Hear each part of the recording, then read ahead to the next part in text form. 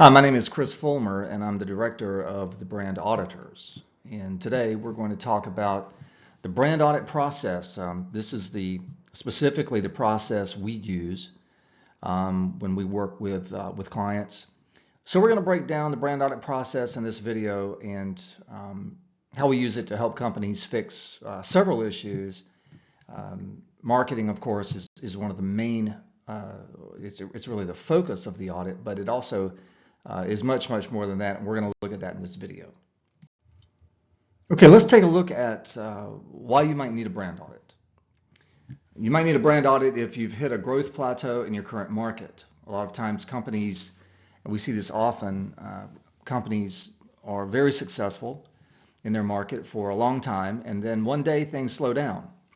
And there are a number of reasons for this, but the main reason is that in most cases, the business has outgrown its current market. You've essentially tapped out. There are more competitors. People have more choices now than they've ever had before, and it becomes tougher to grow at the previous rates that you've seen in the past. You might need a brand audit if you want to expand into new markets, which is one of the main ways to address the first issue here.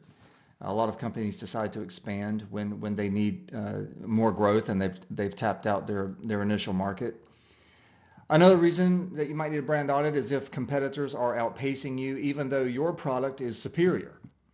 A lot of times this is a messaging problem or a differentiation issue, and a brand audit can help you with that. You may also need a brand audit if you want to develop benchmarks for performance. It's often difficult to assess what is good, what is optimized. A lot of companies, if they're in the black, so to speak, then they feel like, hey, we're doing well. But when we ask them, well, what data are you basing that on, your performance, they really don't have an answer most of the time. And so a brand audit can definitely help you with that as well. This is an illustration of the brand audit process, just to give you an overview. When we do this, it's really a workflow or a process flow here that starts with purpose and then moves to strategy and all the way around to measurement being the final step. And in the remaining slides, we'll go over each of these. So of course, purpose is really the core reason that a brand exists beyond making money. I mean, obviously making money is the goal, but the brand exists for a purpose. It is delivering a value to a specific group of people, whether that is direct-to-consumer brands or whether that is a business-to-business brand. It's true for both. But if your CEO and your sales director and your customer service representatives are all giving different answers to this question, then your brand is disjointed. It is very difficult to build trust and authority with your best customers when you're not aligned internally about the true purpose of the brand. And in many cases, what happens is companies are very clear about this purpose early in their existence, but as they grow and mature, they start going in different directions. We call this brand drift, where one day you kind of wake up and you sort of lost touch with what really made you successful in the beginning.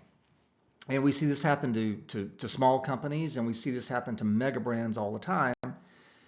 Companies start to lose their way, and this is a very dangerous place to be. And so a brand audit would certainly be effective in helping you reconnect with the purpose of the brand that made it great from the beginning. Step 2 is the brand strategy. Here we explore who you're targeting. Once we have a purpose for the brand and we understand clearly the value the brand offers to the market, we then have to look specifically at who in the market the brand is best suited for. This is a common problem. Anyone in business has run into this. If you feel that your product or service can help everybody, then you're going to essentially target everybody. A lot of clients, when we work with them, we'll ask them to describe their target audience, and they'll give us answers like small business owners or women who are 40 years old and older who are trying to improve their health. These are very broad target audiences. It's very difficult to create effective messaging for a broad audience, and so we have to go much deeper than that and look at buyer personas. That's kind of an overused term, but it still accurately describes the profiling that is done in a brand audit. We really look at things like the motivations, the buying motivations for the customer type. We look at their values, the things that matter to them, their pain points. We look at the media they use. We go into a lot of detail. We don't just create a broad description of a few people that might be interested in your product. It goes much deeper than that. Okay, positioning analysis is part 3 of the brand audit process. And essentially what we're doing here is we are looking at how your brand compares to competitors. That is, where do you fit in the marketplace? How do people see you? Are you considered an economy brand? Are you a premium brand? Are you known for your, faster than market service, or whatever that might be? We have to explore the things you offer that matter to the most profitable customers. A lot of times companies will say, well, we have better service, or we care more, things like that. We care about our customers. When we ask them, well, what are your differentiators? When we get those answers, we have to understand those are not real differentiators because everyone is saying the same things. So we really have to look at finding any gaps that might exist in the competitive marketplace, and then how can we fill those gaps with your brand. Then we move to activation. Activation refers to how you are communicating your brand and your offer to the market. What does the customer see as it pertains to your brand or your business? And this is where we look at brand touch points. A touch point is anything that a customer comes into contact with as it pertains to your product, service, brand, etc.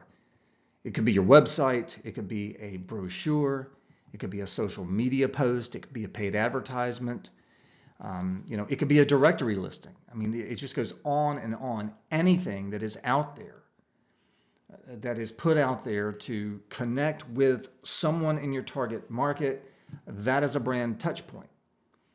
And we have to be very careful and make sure these brand touch points are consistent from one to the other.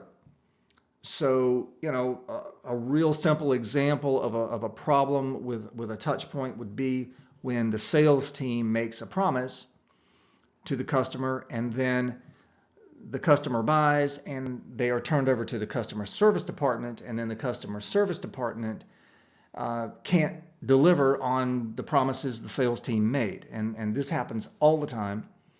And it's a big problem, but this is an issue that is really, it's easy to have this problem, especially in larger companies where there are different departments that are working in silos and not really communicating with each other that often, or it's been a long time since there's been any alignment between teams. And so this is something a brand audit should cover as well. And finally, phase 5, step 5 of the brand audit process is the measurement step. Companies do keep data most of the time. They track key performance indicators, we call them KPIs, but they're not always tracking the right ones. A lot of times there are gaps in the KPIs. They're just not, they're not being consistent with the data. Sometimes they'll change the KPIs. So they track these metrics for a while, and then in a year maybe they change, and as a result they just don't have consistent data that they can use for benchmarking and to really get a true gauge of performance. So we audit the key performance indicators.